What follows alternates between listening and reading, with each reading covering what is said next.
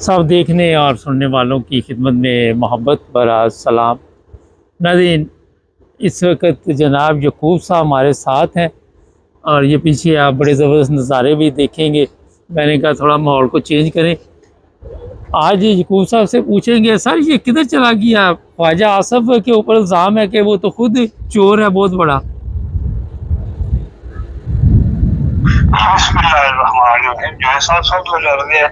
कि मेरी दुआ पूरे पाकिस्तान के जिहड़े नेक बंदे ने उलमाए कराम नहीं, जिहड़े आम खुदा दी मखलूक कलमा पढ़ने वाली जिहड़ी जालिम नहीं डुटती नहीं, वो दुआ करो अपने मुल्क पाकिस्तान वास्ते भाई या अल्लाह खैर कर। ये मेरी अर्ज है सारे अगे जिहड़ी गल सुनने जी। बाकी अर्ज है सरकार भाई जिहड़ी ख्वाजा आसफ की गल पे करते हो, ये साडे मुल्क का यही हालात है। पर जिस तरह एक मां बाप है ना, उसकी औलाद आरामदी निकल पवे, वो भावे हरामदी है लेकिन मां बाप उन्हें काल कोई नहीं सकते हो, बेबस होंगे ने, घरों नहीं कर सकते, उन्होंने बुरा नहीं कर कह सकते। इस्लाम भी ये गल करता है कि तुहाडा धी पुत्र पैदा हो तो गाल ना कढो, दुआ करो रब नूं दुरुस्तगी ते लै आवे, सीधे रस्ते ते लै आवे। और खास कर धी नूं ते बिल्कुल ही नहीं ना बोलना गाल कढो। साडे मुल्क दी जिवें सब ऐसे दी हालत जे, मैं कसम खा के कहना कि पूरी दुनिया तू अगर बदतर मुल्क है इस वेले जिथे किसी की ना इज्जत महफूज है, ना जान महफूज है, ना माल महफूज है। और वड्डी गल ये नहीं कि जिहड़ी देख लो इस वेले, मैं तो परसों जो कहा सी चीन वाला बहाना 30,000 वाला, और 30,000 ते खाली दुबई बैठे है जी।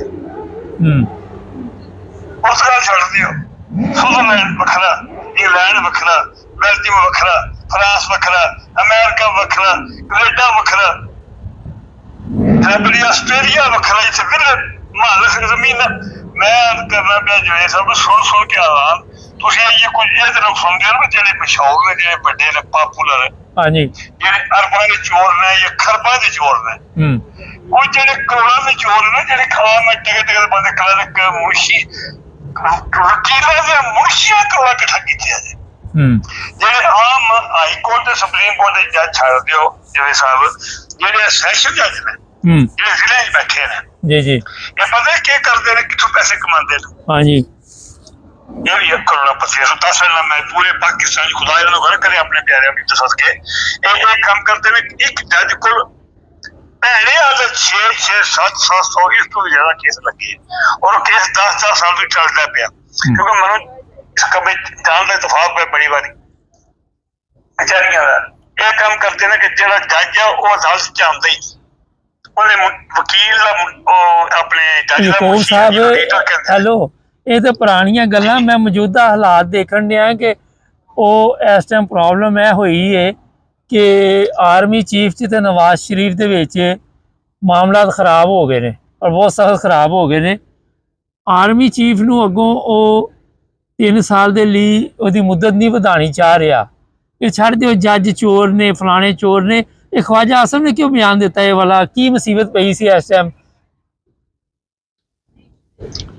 जिवें साहब ना कोई ख्वाजे नूं पुछदा ते ना जेड़े बंदे ना फड़े ना खूफिया ते ना कोई नवाज शरीफ है। नवाज शरीफ से कंजर है, मैं उनकी शक्ल तक बीमार हो जाना, ओला ना ही ना लो नवाज शरीफ दा या ख्वाजे दा या जरदारी दा, ये ते ओ गंदी धक्के ने भेजो ते धक्के मैं याद करना पिया कोई हो जो साहब एक आर्मी नूं की असर है भाई ने पूरे मुल्क से कब्जा कीती है। पहले ते दसो जो कुछ होता है मुल्क ही आर्मी दा, मैं अर्ज करना पिया जे इन्हां च गैरत होवे, जितने MP ने या MLA ने या सेनेटर बन के बैठे ने, जे इन्हां च गैरत दा वाल होवे अपने प्यू दे होण ते शामी 80,000 कारियां को वैल्यू है जे ये पाकिस्तान चलदा जे मौसम नकवी दे सिर ते नहीं जी शक्ल वेख रही है, कसमें पैदा करने वाली कम पूरा हफ्ते बंदे का रिजक खालिया बाद उल्टी आ जाती है। उसका क्या किरदार है, वो पिंड च कौंसलर नहीं बन सकता,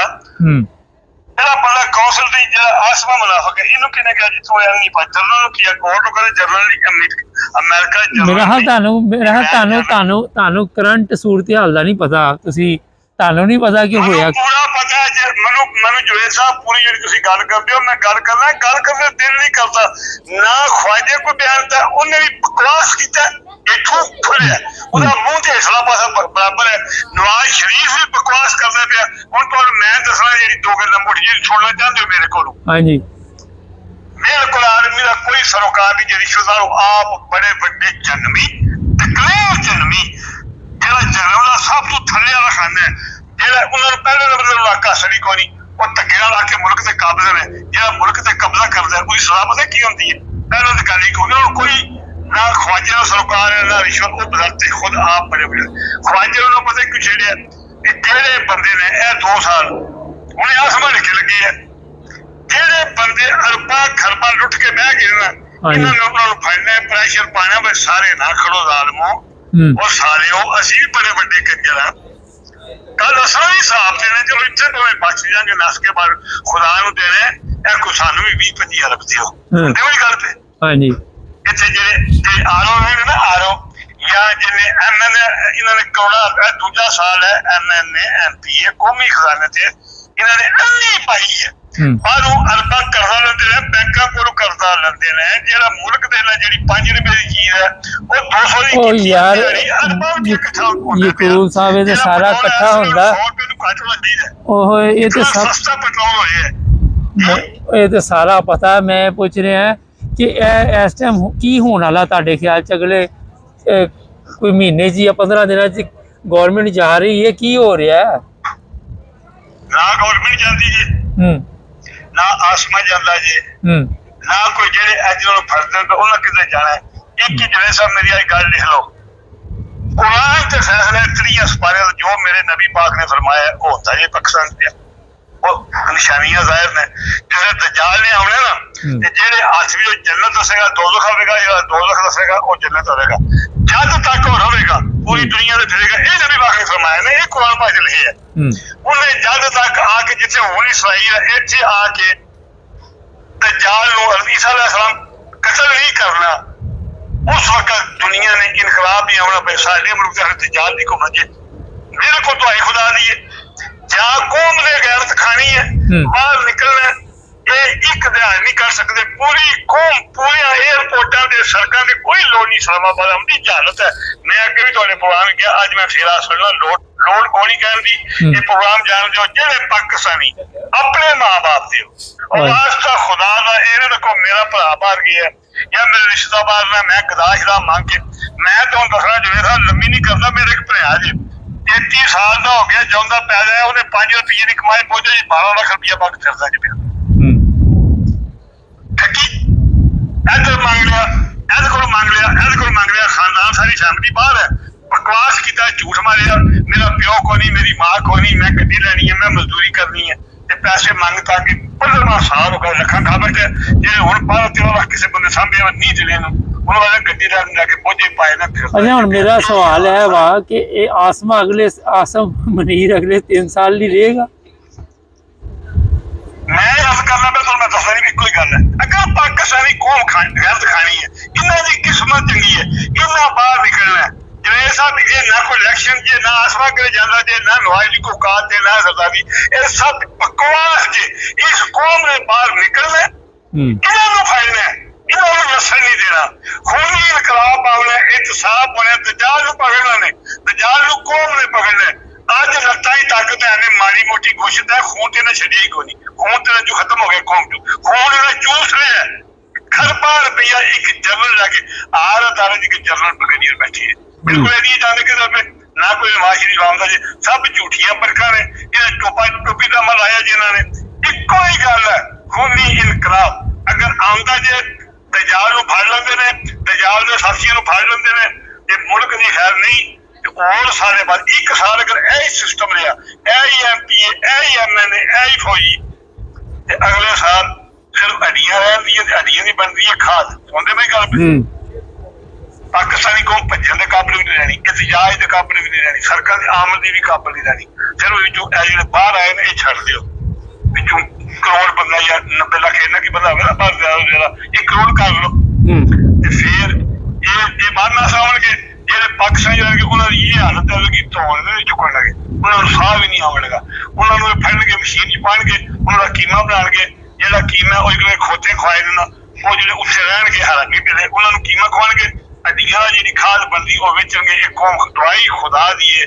ਇਹ ਸਭ मैं कहना खबर सुन तुम याद रहो जी आज की गल अल्लाह पाक की कसम मैनू पता है जो कुछ होना है मैं जवाब होना यही है जो रब नूं मंजूर है कोई गल जो तजाल की हुकूमत है तजाल दे बच्चे बैठे ने एमपी की एमएलए की सेनेटर की वजीर की जेड़ा कल पुलिस वाला स्टीप है बच्ची नूं मार दिया कोठे थप्पड़ मार सुनदे भी गल हाँ जी तकिया जी आ देखिया था मैं उते ये साडी बिल्कुल वो देखिया पुलिस वाला चपेड़ा मारन दिया वो बेवा औरत ते पता नहीं 2 बच्चियां दी मां सी उन्होंने मारन दिया इस्लामी जमहूरियत पाकिस्तान हाँ जी खुदा पाक दी कसम 8 साल दे बच्चियां दी ज्यादती हो रही है बहुत जुल्म हो किसी गरीब दी धी भैन जवे साहब आज पाकिस्तान दी हालत किसी गरीब दी धी भैन जेड़ी मुंह मथे लगती हाँ है जी ना वो इज्जत नाल बगैर खौफ तो किसी चंगे स्कूल जा सकती है ना वो नौकरी कर सकती है ऐसा कहते कर जहाज के और कोस्टर सी उनको शोर का पिला को ताजर को बाहर इंग्लैंड च अमीर है ते जो कुछ कुड़ियां वो क्या करते चलते जहाज ये नहीं तकी है चलो मैं आज बाहर सी जरा मैं कि तुहानू लैन ते लैना ते कल लम्बा प्रोग्राम करांगे जरा तैयारी करके रखियो ठीक है बिल्कुल तुम 10 लोग के दो चाह मैं तैयारी कर लूंगा मैं छुट्टी कल इतवार है ना कल करांगे प्रोग्राम मैं आज जरा बाहर हाँ ते मैं मेरी तरफ ਤੁਹਾਡੇ ਬੱਚਿਆਂ ਨੂੰ चलो मैं दुआ देना बहुत शुक्रिया मेरे बच्चे वास्ते मेरे वास्ते दुआ कर सकते बहुत शुक्रिया अस्सलाम वालेकुम व रहमतुल्लाह नाज़रीन ये पीछे नज़ारे मैंने कोशिश की आपको दिखाऊं मैं ज़रा सैर व तफरीह पे निकला हुआ था मैंने कहा खूब साथ से प्रोग्राम भी कर लेते उम्मीद अच्छा लगा होगा चैनल को सब देखने और सुनने वालों की खिदमत में मोहब्बत भरा सलाम अब्दुल क़य्यूम साहब हमारे साथ सर पाकिस्तान के हालात तो अचानक तब्दील हो रहे क्या कहेंगे आप देखिए मुबारक साहब ये जो जहां तक तो करप्शन की तल्लुक है इसमें तो किसी को भी शक नहीं है कि पाकिस्तान के तमाम अदारे जो हैं करप्शन में शामिल है आप जब आपका सदर करप्ट होगा या आपके सदर की जो पार्टी है उसके और उसके सारे वजीर करप्ट होंगे वजीर आजम और करप्ट होगा पार्लियामेंटेरियंस करप्ट होंगे तो नेचुरली पाकिस्तान के जो अदारे हैं जो उनके नीचे आते हैं वो सब करप्ट होंगे। अभी डिफेंस के आप देख ले दुनिया में क्या पाकिस्तान के अखबारों में निकला है डिफेंस के तमाम अदारे जो हैं वो बड़े बड़े जो अदारे हैं वो करप्शन में मुब्तला हैं और chief of army staff specially उन्होंने जिक्र किया कि जितने भी रिटायर हुए हैं चीफ ऑफ आर्मी स्टाफ सब करप्ट लोग थे और इन्होंने खरबों पाकिस्तान घर पे खाया।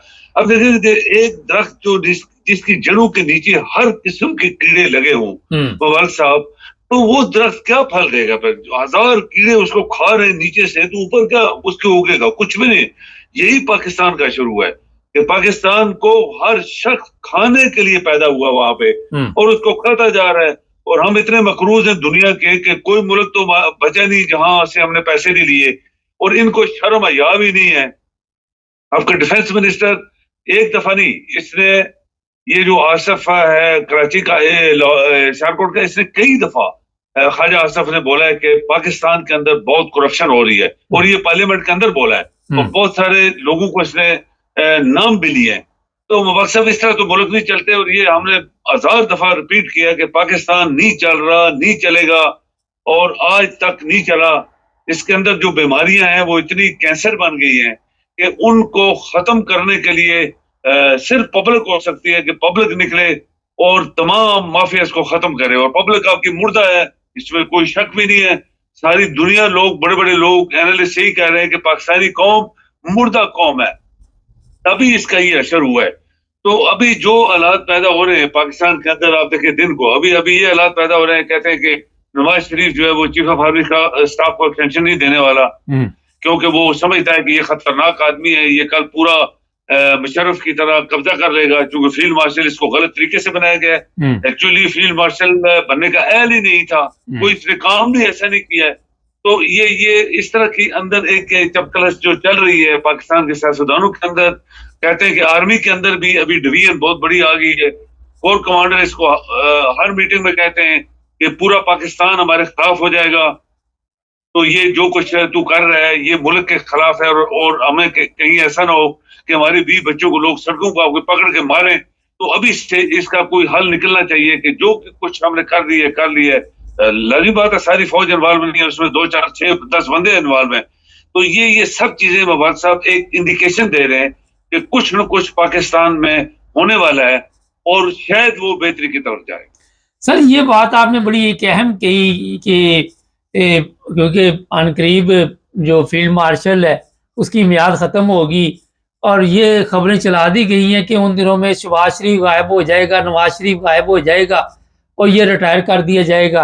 तो यहाँ पे आप देख रहे हैं कि कोई ऐसा काम डालने की कोशिश भी की जा रही है। जो हमारे पास इतला है कि ख्वाजा आसिफ, एहसन इकबाल और 2 बंदे और हैं, उनको वहाँ पे बुला के पिंडी में तो कुछ शतरोल भी की, इनकी दिमाग सेट किए हैं और ये भी है कि शायद कोई तशद्दुद भी किया गया है और इस्तीफे भी आ रहे हैं अनकरीब और ख्वाजा आसिफ ने इस्तीफ़ा दे भी दिया है। ये भी खबरें चल रही हैं और ख्वाजा आसिफ से ये भी कहा जा रहा है कि इस्तीफ़ा लिया गया है और साथ उसकी मरम्मत भी की गई है। तो मिलिट्री तो जिसको मर्जी फेंटी लगा सकती है, उनके लिए कौन सा मसला है? बिल्कुल सही बात है, ये आपकी सही बातें हैं सारी। वो कुछ भी कर सकते हैं क्योंकि ये तो किसी के सहारे पे गवर्नमेंट खड़ी है, किसी ने इस गवर्नमेंट को जबरदस्ती बनाया है कि तुम चलाओ। ये तो ऐसे ही है ना, जैसे वो कहते हैं पिक करते हैं किसी को, ठीक है तुम ये काम कर। तो ये जो शहबाज है, ये क्यों बाजवे की GHQ में मिलता था, वो डिक्की में बैठ के छुप के जाता था और वहां जाके साजिशें करता था कि नहीं ये तो पठान तो मुल्क नहीं चला सकता, मुझे दो मैं चलाऊंगा। और उसने फिर अपने भाई के साथ भी गद्दारी की। नेचुरली ये नवाज शरीफ पार्टी का चेयरमैन था, तो ये सब कुछ होता रहा।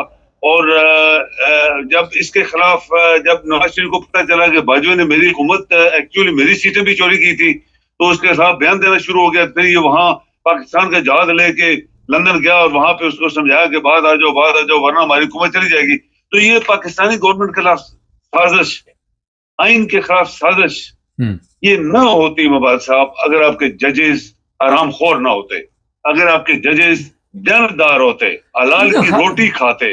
जो पाकिस्तान इतना, आप देखें कि पाकिस्तान एक ऐसा मुल्क है मुबारक साहब, आप इंडिया में देखें उनके जनरल्स को वो कोई सहूलत नहीं है जो पाकिस्तान के जनरलों को है। सर ये बात तो हम कर चुके हैं, लेकिन ये बताइए कि ये जो अभी आपने ये बात कही है कि जज हरामखोर है, मगर पार्लियामेंट में तो हरामखोरों की अब उनको पता चल गया कि हम किस तरह पार्लियामेंट में पहुंचे थे।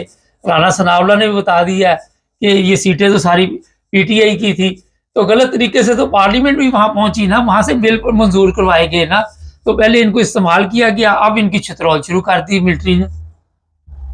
ऐसे ही है ना, ऐसे ही जब जब जब जब उनकी इंटरेस्ट को खतरा होता है, जैसे अभी पता लगा कि तुम्हें रिटायर कर देंगे, तुम्हारा तो फील्ड मार्शली भी चली जाएगी, कोई भी गवर्नमेंट आएगी, सबसे पहले मैं आपको बताऊं मुबारक साहब कि इसकी फील्ड मार्शली जो है पहले दिन ही से उसको खत्म कर दिया जाएगा। इसे गलत तरीके से ली है और ये गलत फील्ड मार्शल बना है। तो ये सब चीजें जब उनके घर में आएंगी तो वो तो फिर पकड़ेंगे ना इनको कि हमने तुम्हें पार्लियामेंटेरियन में गलत सीटें दिलवाई, तुम्हें मिनिस्टर चीफ क्या कहते हैं वज़ीर आज़म बनवाया, उधर सदर बनाया और ये किया वो किया। सारे आरामखोर पार्लियामेंट में बैठे, जितने नालायक तरीन करप्ट लोग पार्लियामेंट में बैठे।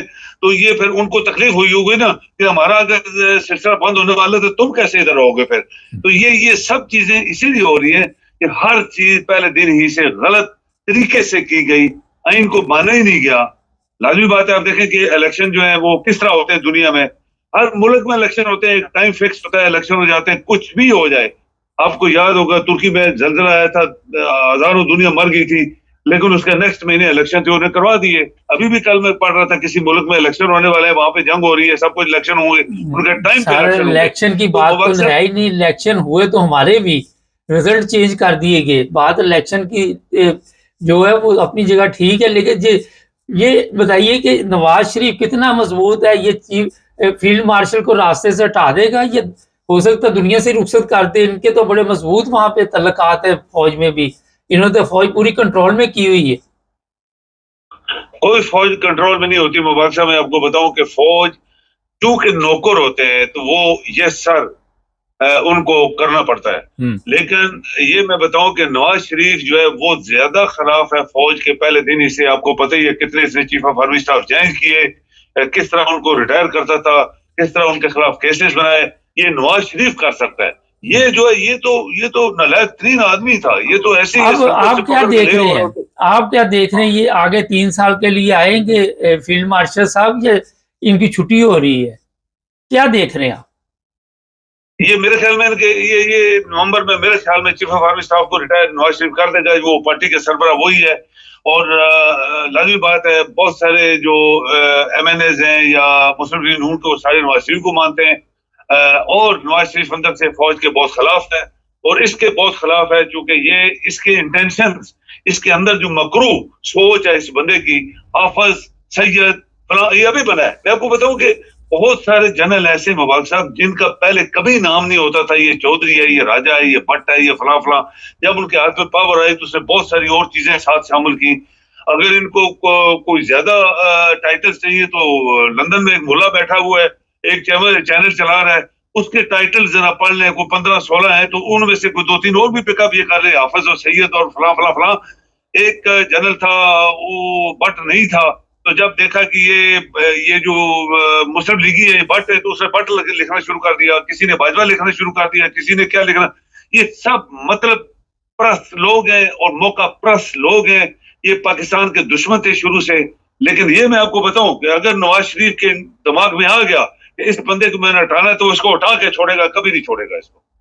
नहीं तो सर ये ना, उससे पहले इनकी तबीयत ठीक कर दी जाए, फौज इनकी जर्नैल कर दे, लेकिन जर्नैलों को खुद भी तो डर है ना कि अंदर से गड़बड़ हो जानी है।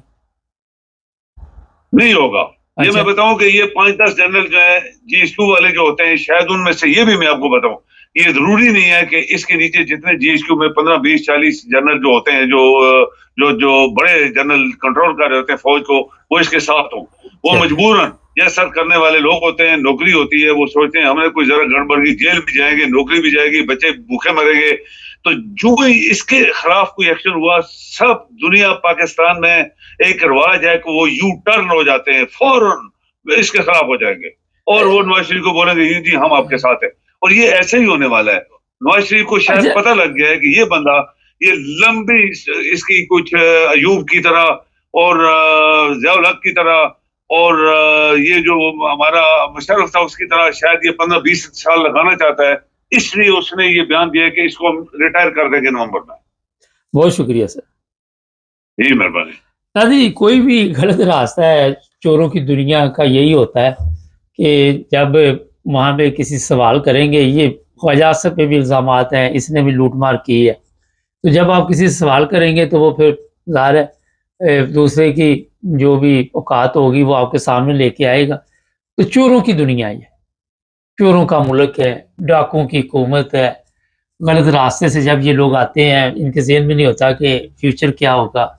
इज्जत नाम की चीज़ कोई नहीं वहाँ पे रही हुई, कोई किसी को फ़र्क नहीं पड़ता कि क्या कोई हमें कुत्ता कह रहा है। अभी आजकल पता नहीं वो लोगों ने गाने नज़में भी बनाई हुई हैं।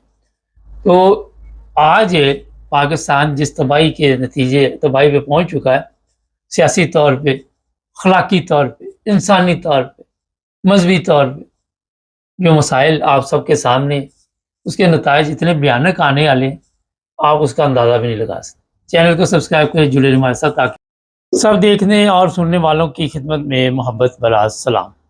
नाज़रीन, एक कमेंट्स रोज़ाना किसी न किसी वीडियो पे होते हैं और आज मैंने सोचा इस पर बात की जाए। पाकिस्तान जहाँ पे बेशुमार मसाइल हैं, वहाँ पे एक मजहबी नफ़रत का जो आजकल बाज़ार गर्म है और लोग जो अच्छी भली वहाँ पे ज़िंदगी गुजार रहे थे, उन्हें पाकिस्तान छोड़ना पड़ा। ये जो आज का टॉपिक है, जो सियासी पनाह मलेशिया में अहमदियों ने ली हुई है, वो वहाँ पे काफ़ी मुश्किलात का शिकार है और मुझे लिखते हैं बार बार कि आप इस पर आवाज़ उठाएँ, तवज्जो दिलाएँ। अब मैं तो कोशिश करूँगा, आज भी और भी प्रोग्राम करेंगे, मगर प्रॉब्लम इसमें ये आ रही है कि ये जो मलेशिया में UNO का ऑफिस है, वहाँ पे बहुत स्लो काम हो रहा है और वहाँ से जो हमारे पास ख़बरें हैं, कुछ अमेरिका में तब्दीली आने के बाद जो लोग वहाँ से आगे जाना चाह रहे थे, उनके लिए भी मुश्किलात बनी हुई। ये सिर्फ मलेशिया का मसला नहीं है, और भी ममालिक हैं जहाँ पे इस तरह की मुश्किलात है, क्योंकि अपने ममालिक में ये लोग अच्छी ज़िंदगी गुजार रहे थे, वहाँ पे कारोबार भी थे, सब कुछ था। लेकिन वजह ये हुई कि पाकिस्तान में जिस तरह आपने देखा कि अहमदियों को वहाँ पे किसी किस्म का तहफ़्फ़ुज़ नहीं है और रोज़ाना झूठे केस डाले जाते हैं, FIR मामूल बन चुका है वहाँ में। तो लोग अपने बच्चों को लेके फिर किसी ना किसी दूसरे मुल्क में निकलने की कोशिश करते हैं कि जहाँ पे बेहतर ज़िंदगी हो। लेकिन मुसीबत ये है कि जिस मुल्क में जाते हैं वहाँ पे कई साल इंतज़ार करना पड़ता है, और वहाँ पे फिर जब आपका नंबर आता है फिर हालात कई दफ़ा ख़राब हो जाते हैं। जिस तरह पिछली दफ़ा कोरोना आ गया, फिर ये आपके इल्म में है कि अमेरिका में तब्दीली जो आई गवर्नमेंट की, उसकी वजह से भी लोग जो है, मैंने जैसे कि बताया, अब प्रॉब्लम तो वहाँ पे बेशुमार है। लोगों को काम नहीं मिलता, पुलिस पकड़ लेती है, तशद्दुद करती है, मारते हैं, रिश्वत वहाँ भी चलती है। ज़ाहिर है इस्लामी मुल्क है वो भी, तो पाकिस्तान से कहते बेहतर है, लेकिन वहाँ पे जो मसाइल है वो है सबसे ज़्यादा कि बच्चों का जो फ्यूचर है वो तबाह हो रहा है। अब बच्चे जो हैं उनके ज़ाहिर है पढ़ने के जो दिन होते हैं, वहाँ पे जब आप रोज़ाना किसी न किसी मुसीबत में पड़े होंगे, आप बच्चों को तालीम नहीं दिलवा सकते। मेडिकल का बड़ा इशू है वहाँ पे, क्योंकि ये जितने भी लोग जाते हैं इनको यूएनओ के ज़रिए पे वहाँ पे मेडिकल जो है वो लेना पड़ता है, और वो ज़ाहिर है जिस तरह के हालात है, जिस तरह मुश्किलात है वहाँ पे, जितनी बड़ी दुनिया है। और फिर ये है कि होता ये कि बच्चे जवान हो जाते हैं, बच्चियाँ जवान हो जाती हैं, फिर रिश्तों के मामलात आ जाते हैं, रिश्ते नहीं मिलते। तो ये आज जो हमारे मुल्क की बदकिस्मती समझे पाकिस्तान की, वहाँ पे जो मसाइल हमने लोगों के लिए खड़े किए, अपने मुल्क जैसी तो नेमत किसी जगह भी नहीं होती।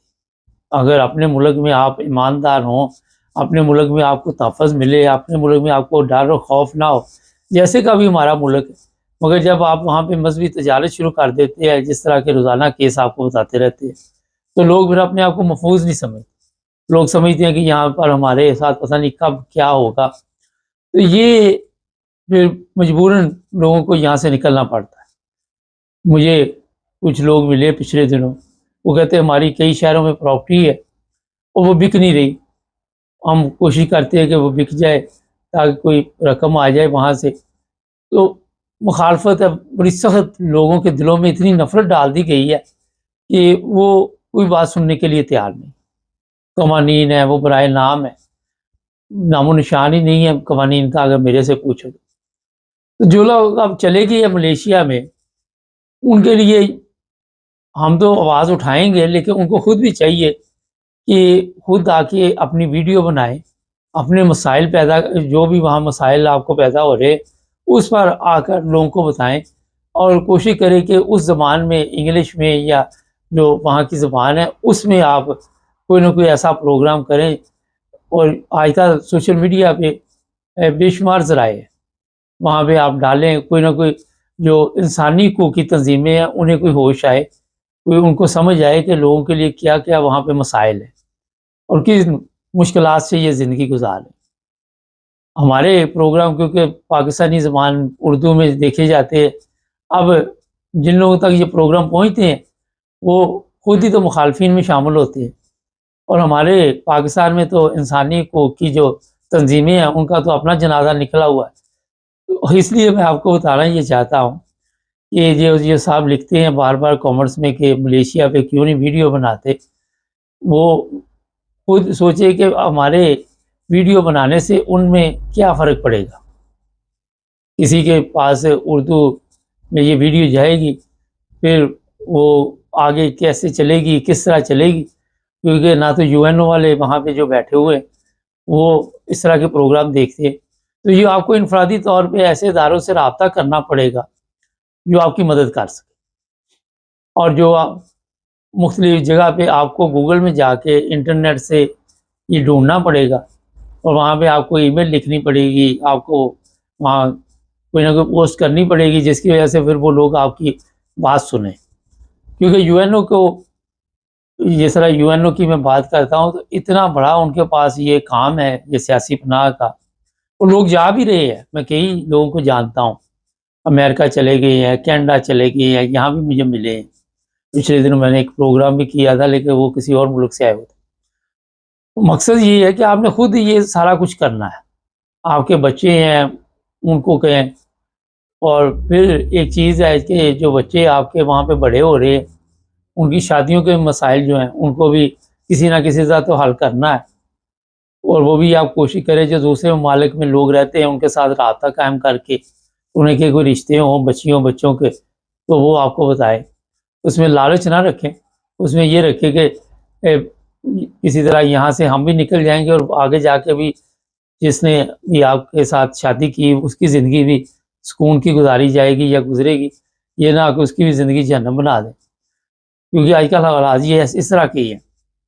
तो आज जो लोग भी पाकिस्तान छोड़ते हैं, मैं उनको फिर एक दफ़ा कहता हूँ कि पहले रिसर्च करें इस बारे में, पहले इस बारे में सोचें, पहले इस बारे में गौर करें। कई वीडियोस यहाँ पे चल रही सोशल मीडिया पे, अब मुझे तो पता ही नहीं ना मैंने अभी तक उनकी तस्दीक की है, लेकिन वो कुछ गैर मुनासिब वीडियोस है, मैं उस पर तबसरा नहीं करना चाहता, मगर मैं आपको ये बताना चाहता हूँ कि हिम्मत से काम लें, हालात का मुकाबला करना पड़ेगा आपको।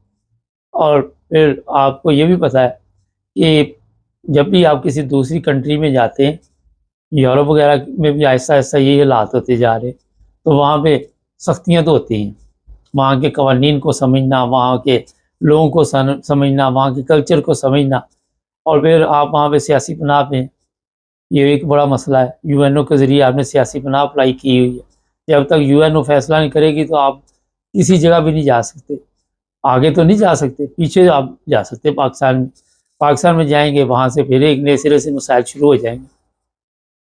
तो थोड़ा सब्र करें, सब्र के साथ जो मैंने तरीक़ेकार आपको बताए उस तरह आपको खुद हालात से जंग करनी पड़ेगी। बेशुमार यूएनओ के दफ्तर हैं, वहाँ पे जाएं, वहाँ पे जाके उनको अपनी जो भी मसाइल हैं आप करते होंगे मगर इंटरनेशनल लेवल पे इस बात को उठाना चाहिए। जो लोग भी इतनी सोच और समझ रखते हैं उनको भी मैदान में आके ऐसे लोगों की मदद करनी चाहिए। ऐसे लोगों के लिए कोई ना कोई जो मुश्किलात में है, ऐसे यहाँ भी आप किसी की मदद कर सके वो करनी चाहिए, क्योंकि ये आज इंसानियत है और इंसानियत के लिए कोई ना कोई कदम उठाना चाहिए बगैर लालच के। तो मेरा ख्याल है कि ये साहब से मैं वाला यही कहूँगा, अगर आप कोई हमें इंफॉर्मेशन देना चाहते हैं तो कमेंट्स में अपना नंबर लिख दें, हम आपको लाइन पे ले लेंगे, आप हमें हालात वहाँ के बताएं, वहाँ के मुश्किलात जो हैं, क्योंकि जब भी किसी से रब्ता करते हैं तो वो भी डरते हैं लोग बातचीत करने से, वो कहते हैं जनाब कल के लिए हमारे लिए कोई मुश्किल ना पैदा हो जाए। एक तो ये तरीका, दूसरा ये कि मैं खुद वहाँ पे जाऊँ किसी वक्त और वहाँ पे जाके विज़िट करके देखा जाए कि क्या हो रहा है और फिर उस पर लोगों के तासरात लिए जाए।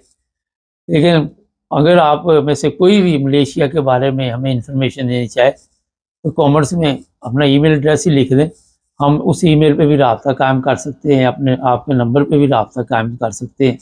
चैनल को सब्सक्राइब कर लें, जुड़े रहें हमारे साथ ताकि और भी प्रोग्राम देखते रहें। सब देखने और सुनने वालों की खिदमत में मोहब्बत भरा सलाम। जर्मनी चलेंगे, इरफान अहमद खान साहब हमारे साथ होंगे आज के प्रोग्राम में। खान साहब, ये जर्मनी और कई यूरोपीय ममालिक फ़लस्तीन के हक़ में आवाज़ उठा रहे हैं, कोई इसके नताइज निकलेंगे?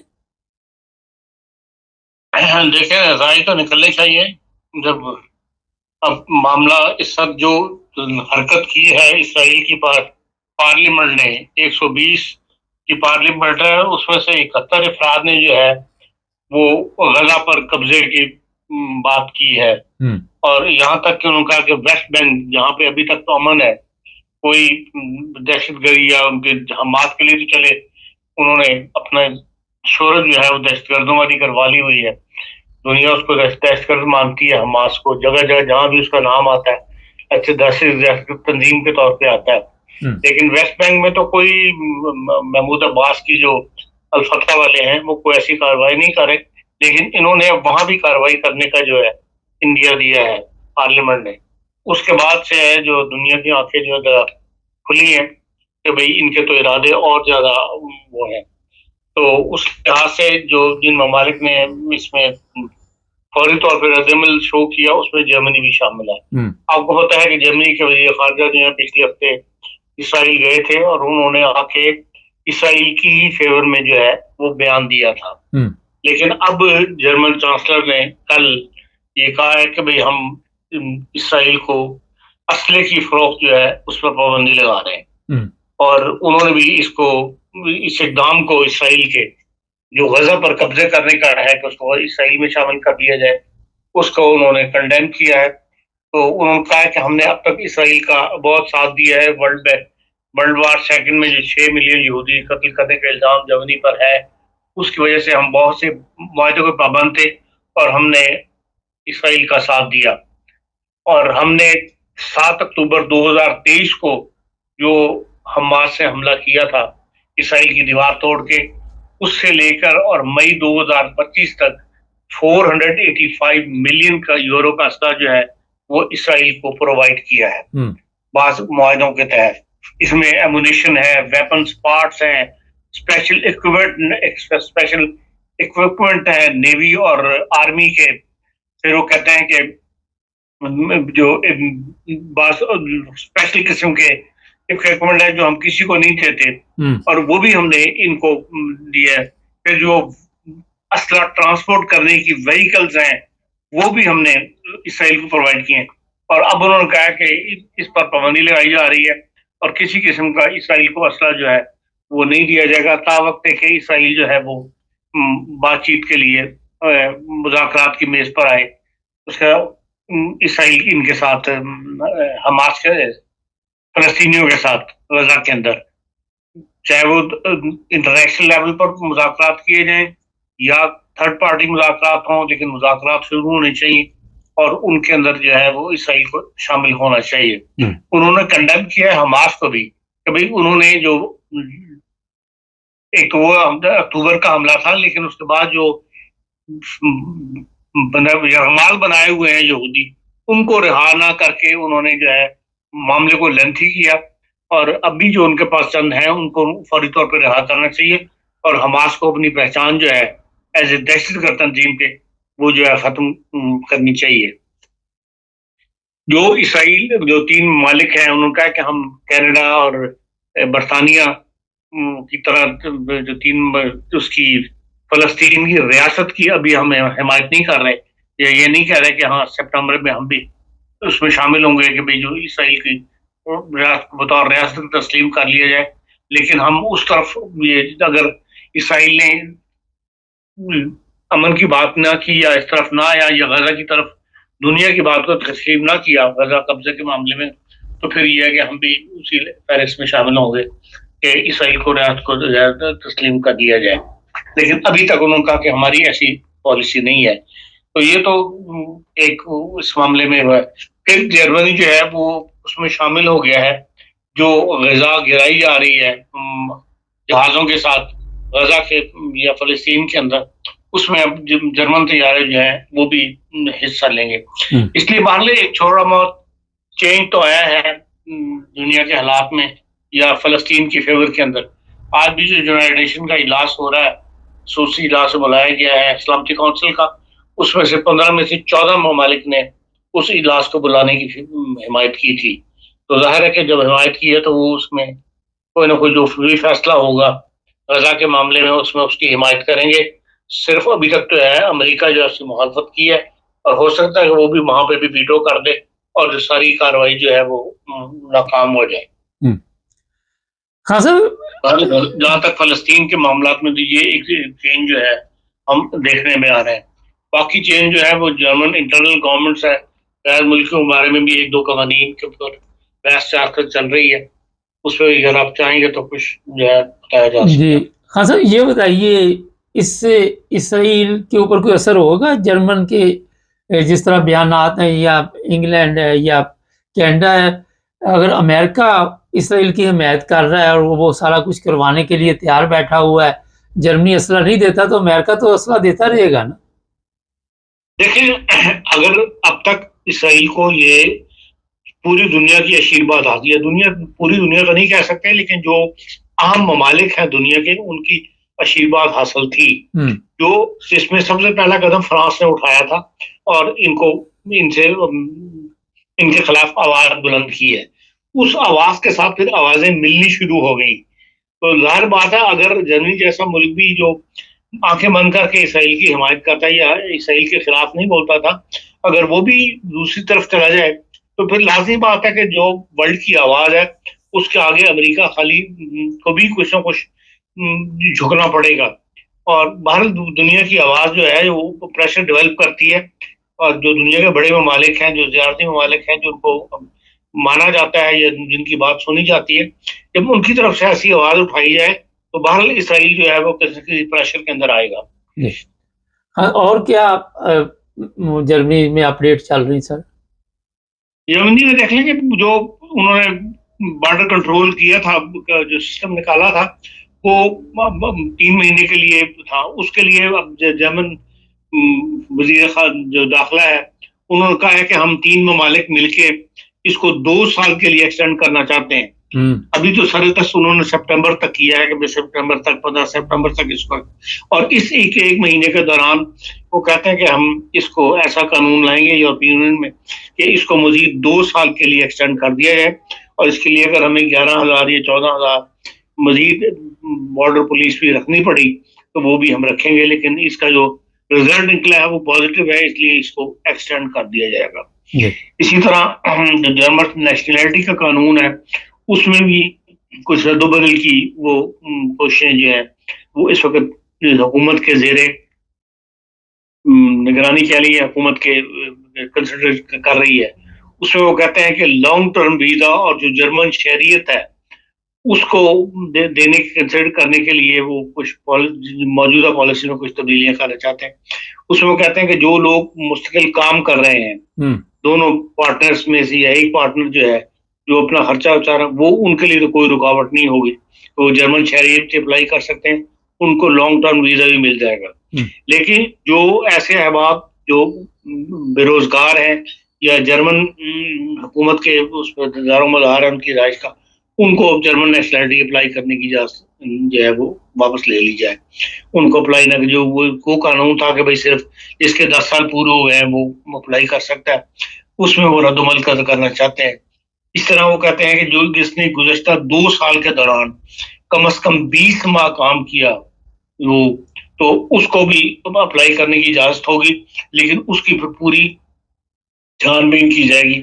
उस 20 माह के दौरान उसको वो अपने जो किराया है, वन वगैरह का अखराजात किस तरह पूरे किए, वो सारा हिसाब किताब जो है वो पेश करना पड़ेगा बेहोर्डों के सामने, और उसके बाद बेहोर्डे जो है वो इसको फैसला करेंगे।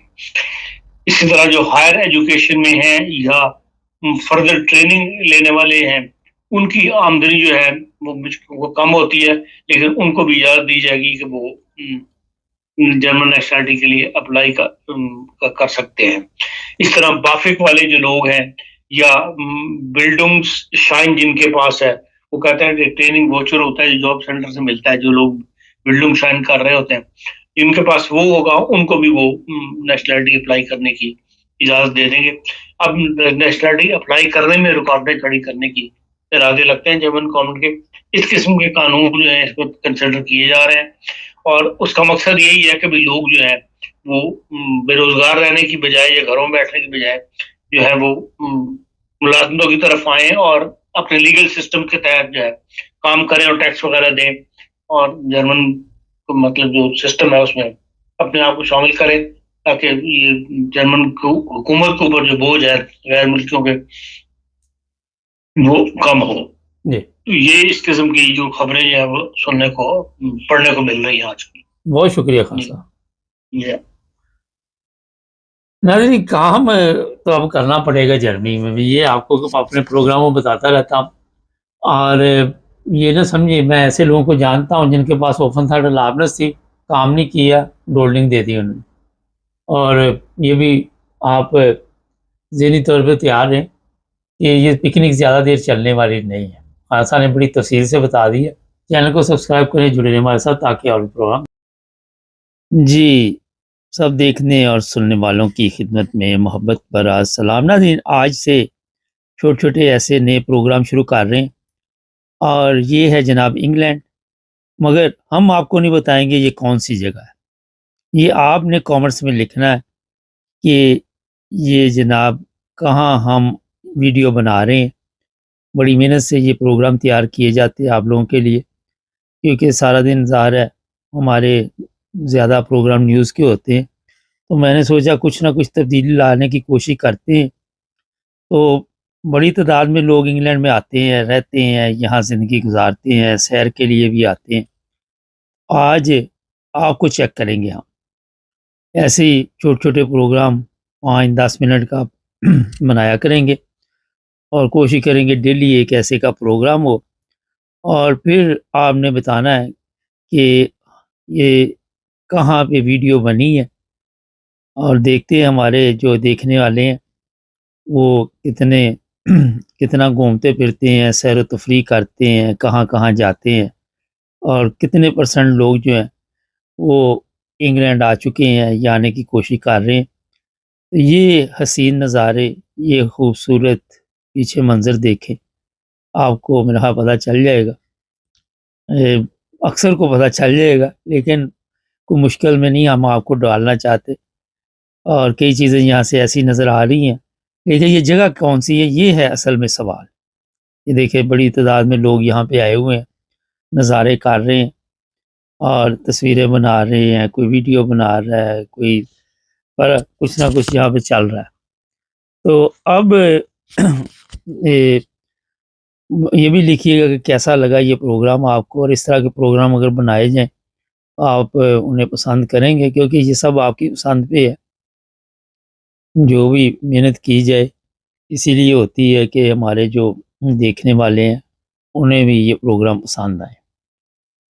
तो जनाब, अभी 2-3 मिनट के बहुत खूबसूरत नज़ारे बाकी हैं, और यहाँ से अब आप खुद देखें, मुझे इजाज़त दें। हाँ, सब्सक्राइब कर लीजिएगा, क्योंकि सब्सक्राइब ज़्यादा तो ज़ोर नहीं देता, हमारा वाहद चैनल है जो इस तरह तवज्जो नहीं देता। मगर आप अगर मुनासिब समझें और आप चाहें कि इस तरह के अच्छे-अच्छे प्रोग्राम देखना चाहते हैं, तो फिर आपकी मर्ज़ी है। हमारे साथ जुड़ जाएँ ताकि इस तरह के और भी अच्छे-अच्छे प्रोग्राम आप देख सकें।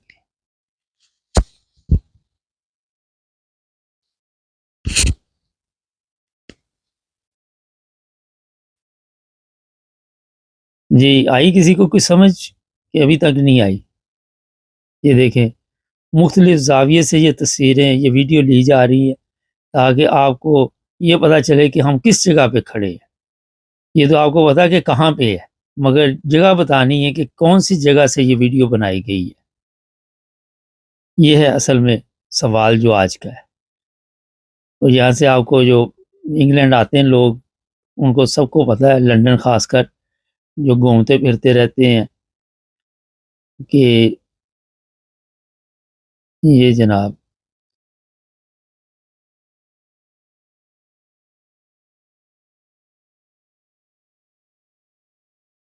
देखते हैं कॉमर्स में कितने लोग लिखते हैं। ये भी एक सवाल है, क्योंकि सब बंदे नहीं लिखने वाले होते, ज़्यादा हमारे जो देखने वाले हैं वो शर्मा जाते हैं, या वो कहते हैं यार चलो क्या लिखना है। और लेकिन 2-4 लफ़्ज़ लिखती है करे, अच्छे-अच्छे गालियाँ ना लिखनी शुरू कर दें। ये भी होता है ना, कई लोगों को 1-2 बंदे ऐसे होते हैं उनको सिर्फ़ गालियाँ ही आती हैं, वो भी गालियाँ लिखनी शुरू कर देते हैं।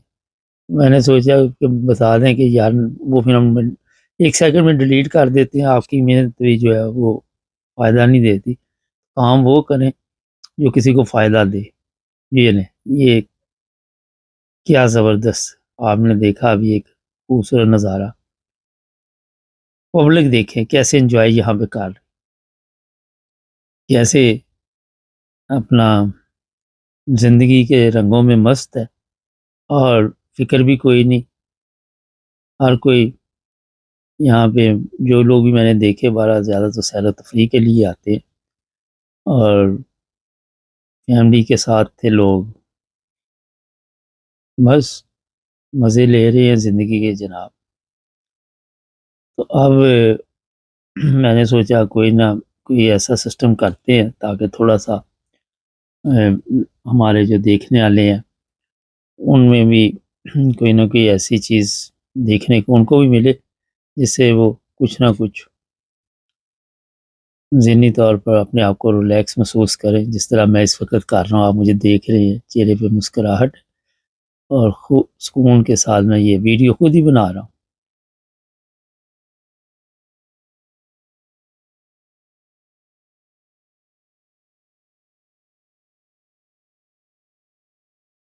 लें जनाब, अब रहेगा इंतज़ार आपके कमेंट्स का। अल्लाह हाफ़िज़।